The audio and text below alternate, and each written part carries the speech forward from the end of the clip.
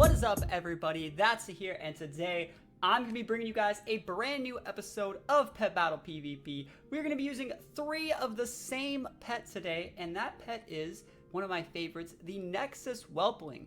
Even though we're using 3 of the same pet, this team actually has a lot of different variety it can bring to the table while still feeling really easy to pilot for newer players. What we're doing is we're going to be looking at the Nexus Whelping. There are 3 different breeds, but this team is going to be utilizing 2 of them. We're going to be utilizing the Power variety and the Power Speed variety. So the Power variety looks like it's 341 in attack, 244 in speed, and the Power Speed variety goes 305, 273. So what you're really going to want to do with this team is to utilize the Arcane Storm. The Arcane Storm has a 3-round cooldown. It sets the weather, deals 341 damage to the whole opposing team, and sets the weather Arcane Winds. And during Arcane Winds, pets cannot be stunned or rooted. But the good thing about Arcane Storm is it enables us to go for huge mana surges which is the second attack that all 3 of these Nexus Whelplings know. So Mana Surge deals 325 to 487 magic damage and an additional 162 if you're using the Power Speed, or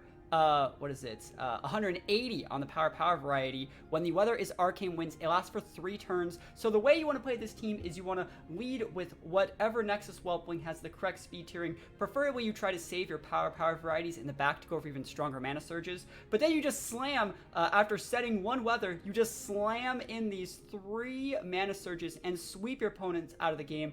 And doing so, this team is actually super efficient at enabling you to enable your Dragonkin passive, right? Remember, dragons deal 50% additional damage on the target next round after bringing a target's health below 50%. So what you want to do is you want to set the Arcane Storm. It's going to deal 100 to 200 of their top pet, so that's going to drop them from like 14 or 1500 down to 12 or 1300. You're going to hit them for about 800 with this, which is going to drop them under half, which means even if they switch, because if they don't switch, they're going to lose it. And if they do switch, anything they switch in, you already have your Dragonkin passive up. So it pretty much, the fact that you have Dragonkin passive up with this team, it pretty much guarantees you're going to get a KO on their regular pet unless they're mechanical, or if they want to switch, they're going to like lose the pet that they actually switch in with. So overall, it's a super fun team to play. Hopefully we can get some good wins, and like I said, this pet is super easy to get. They're Cotton Caldera, and all you really got to do is catch Power and Power Speed varieties.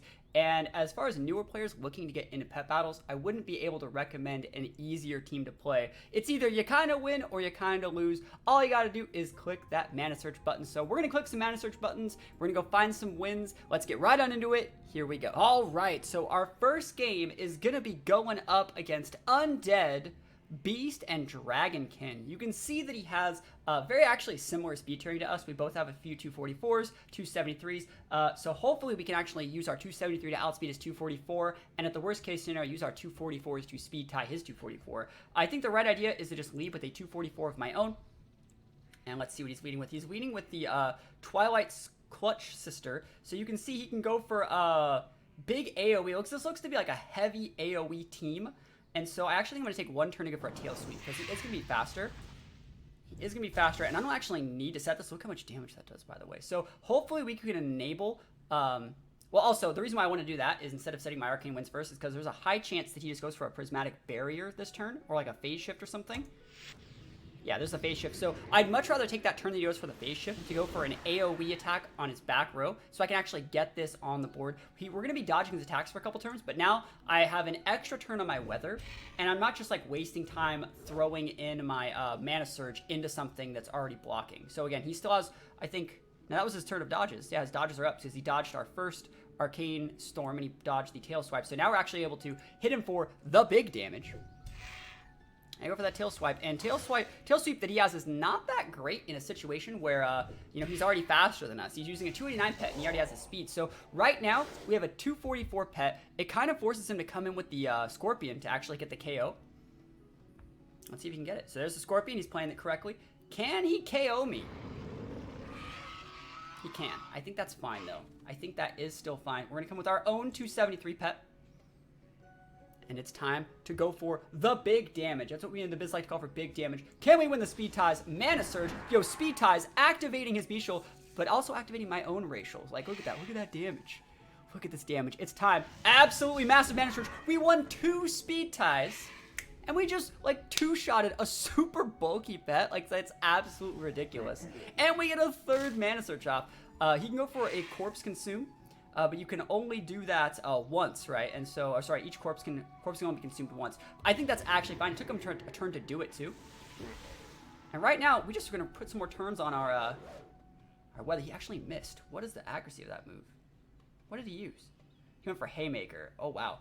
I actually think I'm just gonna hard switch on here because I don't want to use a move that's not very effective. I don't want, like, the Frost Breaths are just not that great here. Oof. Yeah, a little bit never lucky. I think we just got to take this time. We're going to be activating our own passives and stuff like that too. We're going to be activating our own Dragonkin passives, our racials. He's just going for big AoE damage with a big cleave. The Wee Abomination's a super, super solid pet. It has a ton of health. It can go for a lot of AoE damage. And he's going to try to consume Corpse through all of this. He can't consume Corpse anymore, right? And we're just able to take him out. He was healing for like hundreds and hundreds of health. This guy's healed for almost 2,000 health already. And we're able just to absolutely end his career. Like, he went for a major AoE team and are just single target, massive amount of DPS. We're able to grind him out. And so this is his last turn. He's gonna go for a Haymaker, maybe. Almost. Almost. I'm gonna take those all the way to the bank, yo. All the way to the bank. Wins up. Alright, as you can see, our next round is gonna be going up against Fosling and 2 humanoids with the ability to set Blizzard and Sunlight. So it's gonna be harder than I expect it to be, but let's see how he actually wants to deal with it. He actually has Crush, which would do massive damage against me, and looks like we are speed tying. We're going for a Tail Swipe. I was going to say, I hope I don't go first. Let's see what he sets, though. He's going to go for Photosynthesis. I think this is kind of okay. You don't really want to set your Arcane Storm until you see their weather. Right, so let's see what he wants to go for. Yeah, he used a big miss. He goes for Rock Barrage. Instead, that's a cooldown. So we can go for Quake. Go for it, Chief. Let's get rid of that here. So he's just going to photosynthesize and let the Rock Barrage do its damage. The moment I set this Arcane Storm, the worse I'll be. Right? He's going to have to Sunlight eventually. And now we have a Dragonkin passive up. And so, like, you can heal stuff all you want. I actually think what I should probably try and do is just get away with one of these. And if he wants to set his weather next turn, I can maybe win the speed tie and just pick up a big KO on him. He won't be able to... We'll be able to trick him. Because now he's going to like, yes, he set his weather. I can use Sunlight. But I will be able to KO him if I win the speed tie. Oh! Oh, 140, never lucky. So there's the Sunlight. I think that's okay. Because we are still going to be able to get a KO on him. And it's not like he's dealing a ton of damage to our back row. Oh my gosh, wow, just kidding. What the hell move was that? It just melted my back row. That's fine. Looks like he switched. Alright. Let's see what he wants to go for. He's going to pick up a KO there. And let's see. Humanoid, 289. I think it's better to come out with this. 270, 276, 74. I think it's actually a little bit better to come with the 244 here. And we actually are going to be going for an Arcane Storm, as weird as that sounds. Arcane Storm is going to change the weather away, right? And it's going to be able to activate my Dragonkin passive on the back row there. And then we're going to be able to pick up a KO here.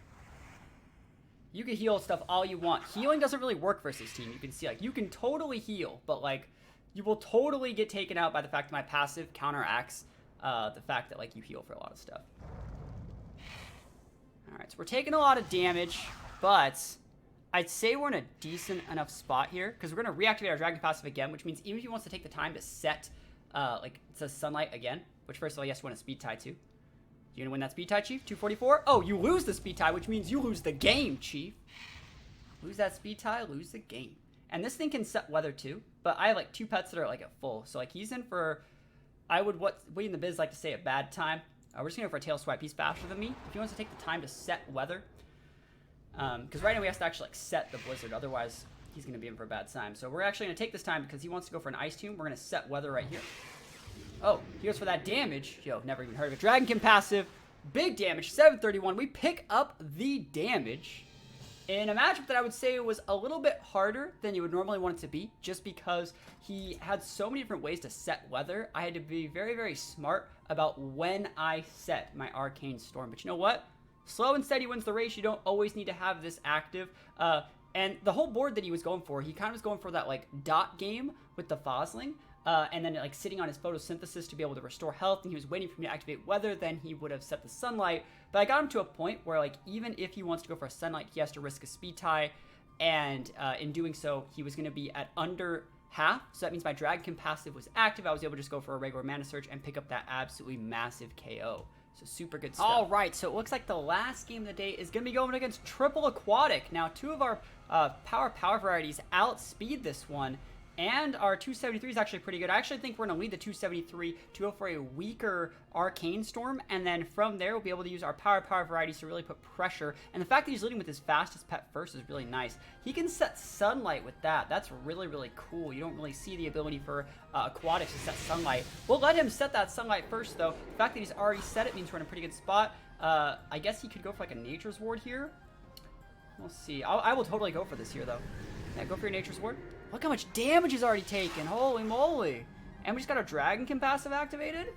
Oh, actually, the fact that we took away the Sunlight, because remember, Sunlight gives all pets, like, increased health. It gave us a free Dragonkin passive activation, so we're able to go for absolutely massive Mana Surges on a switch. You can't switch on this team, Chief. Chief, you cannot switch here. I know you got that HH variety, but, like, yeah, we got a lot of damage. You can try your best to Shell Shield this, but you just can't keep up with the Dragonkin passive, with the Mana Surge. It's so strong. What are you going to bring out? I outspeed, like, pretty much everything. All right, he's coming in. He's coming in with the Magical Crawdad. That is probably one of the better pets to come in because it's a very good pet at keeping up momentum, and it's really hard to, like, grind this thing out. You can go for wishes and a bunch of stuff like that. I do think, though, that the fact that we're just going to switch into another one so we can just go for like, even more... yeah, I think it's probably the right play. I'll go for it. We'll see if we can outvalue him. He heals 112 each round. So unless he gets like an absolutely massive heal within the next like turn or two, I mean, we're just going to proc the Dragonkin passive, and you can't out-heal my damage. You can't, oh my gosh, just, I mean, you can't do it. You can't out-heal it. You can't value it. The fact that we still have all three of these guys left is so big. He sets a Sunlight, but like, our passive's up now. So I can't switch, but I can do massive amount of damage. I actually think we're still just going to go for one of these. Get rid of the weather here. Get rid of that sunny day. Okay. 2 turns left on this coming back, too. It's kind of nice. Dragonkin passive is not up. We'll just go for a Tail Swipe. People will get a big crit. Yo, actually, big damage. Oof. Alright, so he is going to be able to outspeed us here, but then we'll just be able to send out literally any of our others and be fine. I think we want to send the 273 out, just because we want to save the 244 to be at full, because he's going to get 1 free hit in here if he wants it. And we actually do need to go for the Mana Surge. Cool. So Mana Surge is going to get a passive right here. Passive proc. Bam. And then we're going to be able to do big damage for some Magical Crawdad because we already have our passive up. And remember, we do outspeed. So Survey says, can we take this guy out? Oh my gosh. 55 staying alive. You can try that all you want, Chief. But you know what? It's not going to be enough. It's not going to be enough. We're going to take the win. And you know what? It doesn't get much better than that, yo. It does not get much better than that. We got triple Nexus Whelping. It's a super easy-to-use team for beginners. If you guys are interested in battle pets, definitely give this team a try. Like I said, you can catch all these pets in the Caldera region of the of Northern. They're kind of near the Nexus. So give this team a try, and you know what? If you want to do me a little bit of a favor, answer the question of the day, and that question is, what pets do you want to see me use in future videos? I know today I used Nexus Whelplings. I've used a little bit of Unborn Valkyrs, Ghastly Kids before. I have a little bit of a queue over here of teams that I want to use for YouTube and other stuff like that. I have a ton of pets. I have a lot of pets, so let me know what pets you want to see me use, what kind of team comps you want to see me work on in future videos, and I will see you guys next time. Peace out.